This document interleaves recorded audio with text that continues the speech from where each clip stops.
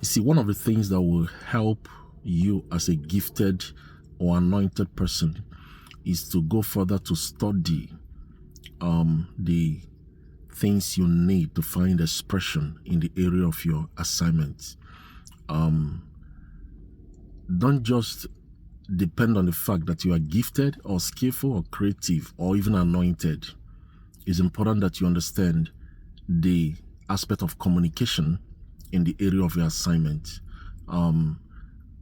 It's very, very important that you gather materials in the area of your assignment and actually immerse yourself in the study of that assignment.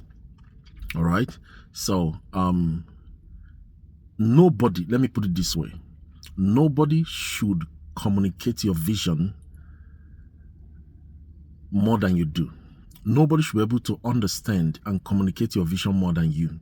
The vision that God gave you, the assignment that God gave you, the calling on your life, the mandate on your life, you have to discipline yourself to study in that area.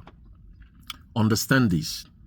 If God has called you to be a healing evangelist, you have to gather materials in that area, read books in that area, find mentors in that area, find role models in that area. Whatever area that God has called you, you have to study it and understand it and be an authority in your field of assignment. Be an authority in that area.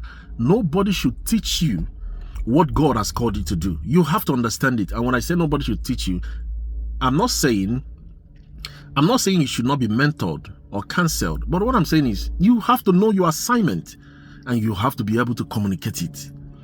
I cannot go to the doctor right now and start telling the doctor how to treat me, because I expect him to understand his assignment. I expect him to know his assignment. Let me explain this to you with something that is, kind of this little illustration. So, for those of you that know about WAEC, so when I was going to write my WAEC examination in Nigeria, I had issues with mathematics, and I knew that I had issue with mathematics. So when I entered the hall on the day of mathematics, I just entered the hall, sat down. They gave me my paper. I wrote my name and my registration number. I dropped my pen and I left. And the invigilator said, "Are you done?" I said, "Yes, I'm done." So at that point, I knew I was going to fail maths in my WAEC. I knew, because I knew I was going to fail it. And I failed it. Now, on the day of literature in English that has to do with creative writing, I gave them assignment. I sat down in that hall and I gave them assignment and I cleared it by God's grace. And I still entered the university. Why? Because I knew I don't need mathematics for the course I was going to study in the university. I don't need it. So entering the university was not difficult because I know what I needed. I know I need English. I know I need literature. I know I need all these creative subjects. I gathered them and I focused on them and I studied them. You have to understand your assignment more than any other person on the earth. God is, the Bible says, study to show yourself approved. For you to be approved, you got to study.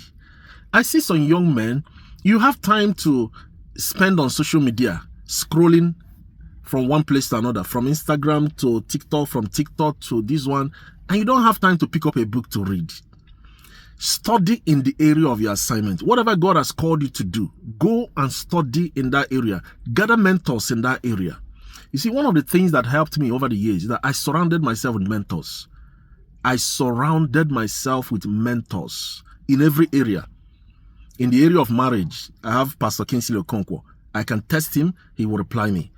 In the area of ministry, I have somebody else. In the area of every area, I have somebody that is mentoring me. Even in finances, there is somebody I can talk to. On the issue of my health, I have 2 doctors that are my friends. I can test them. I can call them, "Hey, Dr. Larry, Dr. this person, we need to talk." And they will hop on immediately. You have to surround yourself with people and materials that will get you to where you're going. Don't be a novice in your field. You can't be a novice. You can't be talking like somebody that is going nowhere. Listen to teachings, podcasts in that area. Be the best of everything or anything God has called you to do. You can't be making excuses in this generation. This generation, where you have free books online, you have teachings online, you have materials around you, you can't come and make excuses. Oh, I don't know. You can't say I don't know in this generation.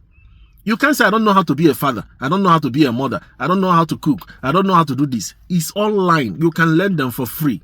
So you can't come and be making excuses. When I meet someone who is saying I don't know, it's the language of a lazy person. You just don't want to know. You don't want to learn. Because if you want to know, that phone you are using to scroll, jumping from one social media to another, you can use it to learn something that will help you in life. Every season of your life, learn something. I'm telling you, the Bible said when the cloud is full, the rain will fall. All this prayer of prosperity you are praying is dependent on what you know. According to the power that is at work in you, you have to know. Please build capacity for where God is taking you. If God has called you in any field, go and study that field, understand it.